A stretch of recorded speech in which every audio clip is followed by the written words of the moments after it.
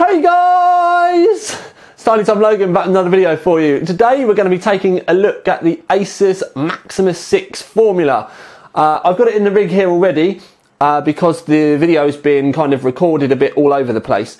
So, but what we are going to do is we're going to give you a nice up-close look at the board, kind of go over some of the features as well, and then we're going to move in to show you some overclocking and the BIOS, and then we'll talk about some performance, and there's loads for us to cover. But the most important thing for you to do if you are watching this video is to click wherever the link is to go and have a look at the main review so that you can see the graphs on the Overclock 3D website, because then you can go through and you can see the scores for all of the other motherboards as well. Although I will say right at the very beginning, this one has done very well compared to some of the other boards in our graphs. So make sure that you do go and have a look. But for now at least, I think what we need to do is we will take an up-close look at the board first. Then I will show you the test rig, and then I'll show you the some of the BIOS, and yeah, we'll work through it like we normally do. But I need to be quiet. Right then, so an up-close look at the board.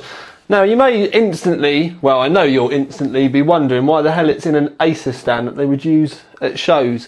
Now I've got these for something else that I'm working on in a video coming up in the not too distant future, and I just thought I'd try them and see what people thought of using them as a part of the you know, like future motherboard reviews. But anyway, the first and most standout point that we need to talk about with the Formula is the vanity cover, and it is just there for looks really. Unlike the Sabertooth that has got something similar, that's got all like active fans on it. And to be fair, they don't really do anything. They people think that they're there to keep everything cool, and to be fair, those fans don't move enough air. And on the Sabertooth, even when you have a downdraft CPU cooler fan, it doesn't really even make any difference to the components. We tested it both in active and passive mode, and normal and face down mode, and there was really no difference. So you don't need to worry about this turning into an oven and cooking your bits or anything like that, and it's really not too much of a problem. So this is just here, it's basically a tarty cover, it's just to make it look pretty. I've got to peel this sticker off because it's doing my head in on the what I will call the South Bridge, but the chipset heatsink. Also up here, if I pull these out, there are G1/4 inch fittings for you to be able to put barbs or water cooling fittings, and that will cool the power delivery, MOSFETs, whatever you want to call them, up there. And where they are G1/4 inch fittings, that's brilliant, because you can either put a barb straight in there, you can put water cooling angled fittings on there, but it also means that you can use whatever colour and style that you wish. They've not restricted by putting normal barbs on there that are fixed like most of the other manufacturers do, and I personally fucking hate that. With this, they've left it open, just giving you the option to do what you want, which is what we want in this day and age. We don't want to be restricted. With the around the CPU socket area, these heatsinks do look big, but I've tried it with an HD14 on there and it does fit. So you're not going to run into too many issues as far as air cooling heatsinks are concerned, but obviously, you know, there are different designs and stuff like that, so you may need to go careful. But if you're using water cooling or something like a H100 or an X60 or whatever, you're not going to get any problems at all. USB 3 connector over here, we've got a start and a reset button, and then the poster code up here. I'm not going to go through every tiny little bit on the board, but just point out the highlights. If I lift the board up onto the stand, which would be for if it was an M80X board, because obviously you can see we've lost the bit up here, you can see that we've got Supreme FX down this side, and if we tilt it round you can see some of the red caps and stuff. Now where it's got the vanity cover, it doesn't have that kind of light up feature, but if we go round the back, let me see where you're looking, if we go around the back we can see it still has got the separate PCB, and you can see the kind of the trail, but the only thing is it doesn't have the LEDs to light it up. Now while I've got it spun round that back way, oh, here we go, Tom, we can also see it's got a massive I'm going to call it a back plate on there as well. Now, it does keep the board very rigid. And there are a couple of points on here that it's in contact with the board. There's some thermal pads there. So it does help cooling to a fashion. I've never felt this, you know, get ridiculously hot.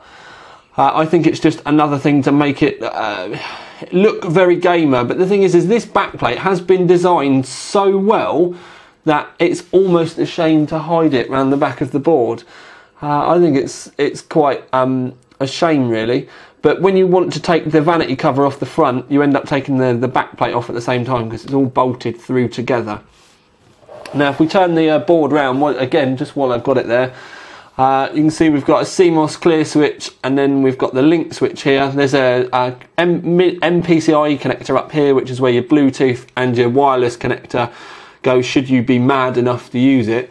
We've got we've got 4 USB 2s, 4 USB 3s, full-size DisplayPort, HDMI, digital optical audio, 2 more USB 3s. They're on a different controller as well.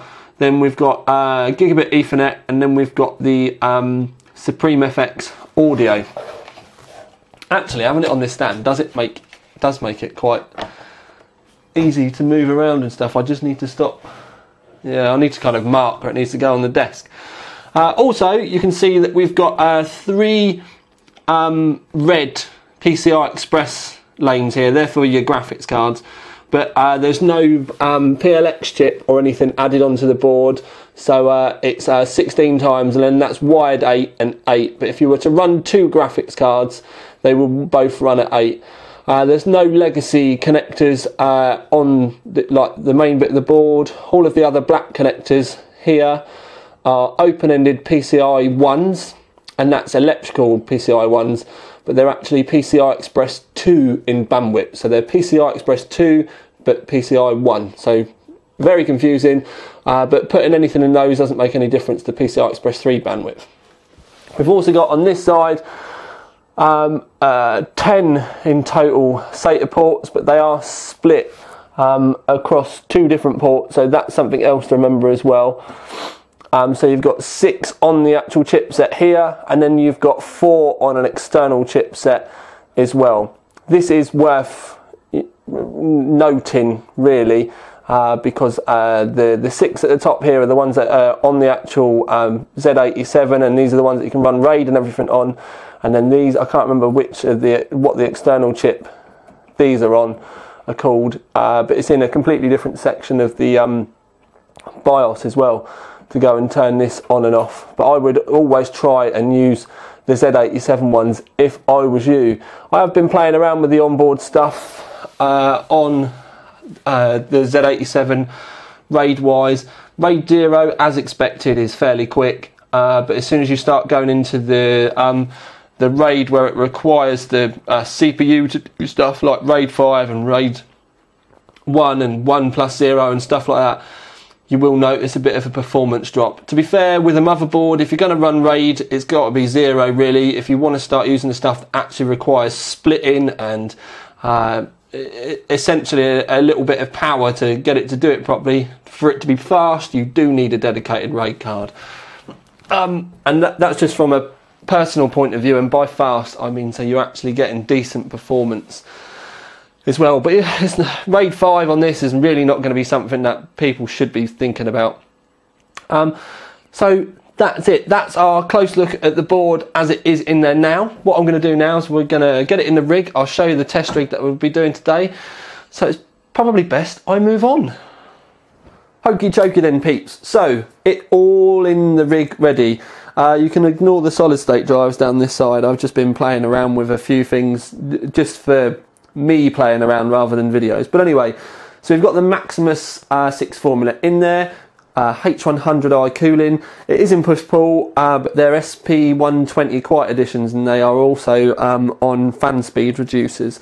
But that doesn't really matter for the actual performance of the motherboard itself. Then we've got 16 gigabyte of 2400 megahertz Corsair Vengeance Pro in there. We're still using a Club 3D 7970 Royal Ace in there. We've essentially we've kept the same graphics card because if we change parts, basically we have to change the graphs. So something big like the graphics card will make a big difference. CPU in there is a 4770K.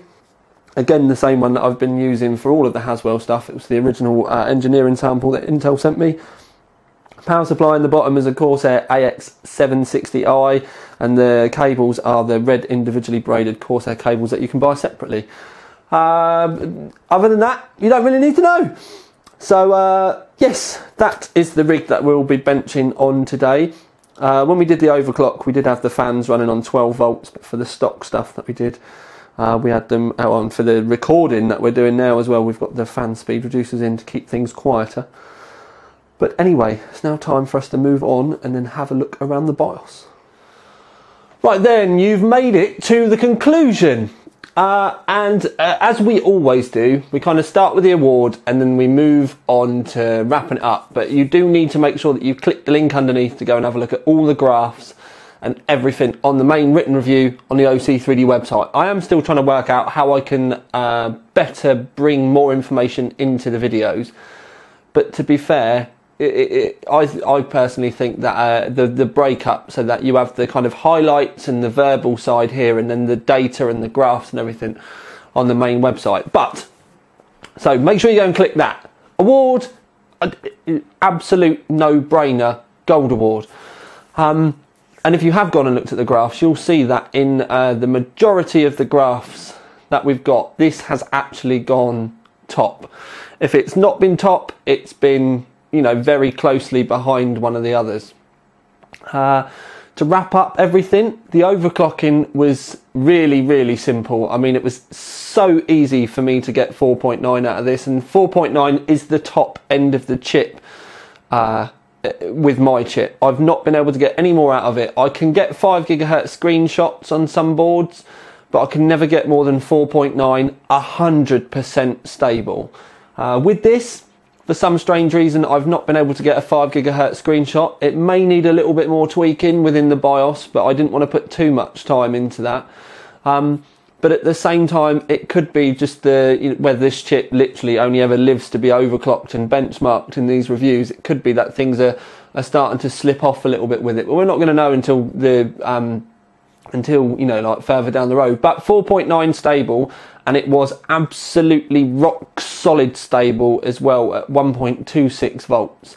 Now don't forget, don't go smashing that into your rigs and thinking that yours should do it because of the silicon lottery. All CPUs are different. But one thing I will say is, you know, we had the load line calibration and all the little bits and bobs in the BIOS set up. But then when I started running benchmarks and stuff, I didn't run into any stability issues. There was sometimes when we've done these reviews in the past, you can find yourself needing to creep the volts up a little bit more, as we've seen with some of the other boards. But this was absolutely rock solid stable. So performance wise, you couldn't ask for anything more. The 2400 megahertz memory, you know, absolute bang straight in. We had the cache running at 4.5 gigahertz, which is the CPU maximum. We didn't really have to mess around with the volts too much, the ring volts either, to get that stable. It was all really nice and simple, and it was just, it was just like, it's for me, this is how it should be. When you know your way around the BIOS and stuff, you don't want to be, you know, messing around and scratching your head and wondering what the bloody hell was going wrong and getting random blue screens and stuff. This was just practically click, click, click, click, click, bosh, done for me, and it was awesome. When you actually look at the aesthetics of the board, that vanity cover, I've never been too keen, and I call it a vanity cover as well, I've never been too keen on the looks of the Sabertooth with that cover. But I think personally for me, that was because of the fact it had those active fans, and I would have just turned all those off. I wouldn't have ever run, you know, those tiny little noisy fans. It would have done my head in. With this though, it's not been designed that way, and it's just been, you know, designed for looks. Now, I have asked Asus about the customization part on this vanity cover, should you want to paint it and stuff like that, and I've not been able to get a clear answer out of them yet. But to be fair, I don't think they can really argue with you too much if you do something to something that they call a vanity cover, and also that I'm pretty sure I've read it in the manual that it's for users to customise. At the end of the day, it's the electronics underneath that they should be covering, and as long as you're not stupid enough to paint it attached to the board, you're just kind of like playing with that plastic bit on the top.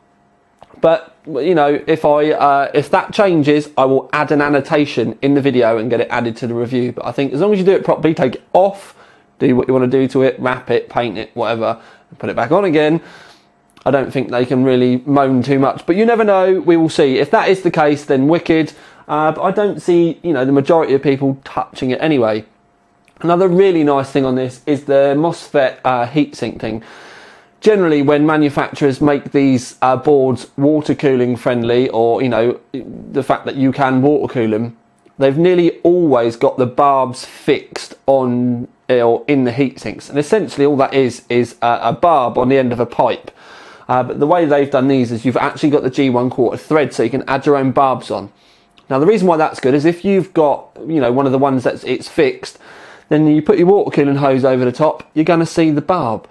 And a lot of us end up, you know, using, you know, well, let's say white barbs maybe, or nice black barbs, copper barbs, different fittings, angled fittings, so that we don't have big loops of hose. By having this, it literally does just give you those options to customise it and build the rig as you would want to, rather than with some of the other ones. And there are some very expensive boards out there that are made like it still as well, where the barbs still just point straight up and they're fixed. And I will never like those, and I mean will never ever like those. I'm not sure whether the Rampage Extreme actually has fixed barbs. I really can't remember. I know there's one of the Asus ones that definitely has, and there's another, there's a Gigabyte one as well, which has got fixed barbs, and it's hate them. For me, it would be quite literally, I would still end up buying aftermarket blocks just so that I could change those fittings. That's how much I just would not ever use them. So they definitely get a big thumbs up for that as well. You've obviously got the uprated audio, which for one of the, I'm not going to say that, I think this is like kind of like a posh gamer's board really. So the uprated audio is definitely a step in the right direction. With the MSI GD65 Gamer, even though it's cheaper, it's not really got very good audio. They've put the better audio on the overclocking boards, which I've always found completely confusing. So they've got that mixture on this right as well. And I really don't, I'm actually really happy that I'm getting to say something nice about an Asus board, because obviously I had covered the some problems before, but we've found out that was just because of some, you know, BIOS issues with the custom BIOS that they sent me, and that's fine. We've put all that to bed. But for this, it's 225 quid. It is slightly more expensive than some of the other ones that we've been given gold awards to, but you do get a lot more for your money with this, and it does look the part as well. Generally, the ROG stuff carries a price premium anyway. It's almost like some of the Corsair kit. You do end up paying a little bit more for it than you may do some of the, you know, like the cheaper brands. But with this, you get so much extra in the box. I really can't argue with it. And it's one of those ones, I personally think this would be, out of the ROG ATX gaming range, this would probably be the one I would go with. Nice and steadily in the middle. You don't really need the extreme, unless, you know, you're wanting to dry ice and break world records and stuff like that. But even then, you probably wouldn't be buying it if you were. And this kind of fits nicely in the middle, looks nice, performs amazingly well, and has all those extra little bits and bobs that you might want as well. And, you know, like the vanity cover and the water cooling, even though we're running a H100i, it does everything that you could possibly want. So, yes, unreserved, definite gold award. Lovely, nice, stable Asus, you know, board. Does exactly what you would expect of it, basically.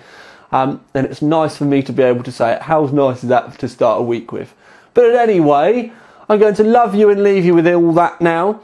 And I will be back with another video for you shortly. But for now, at least, this is Tiny Tom Logan, out.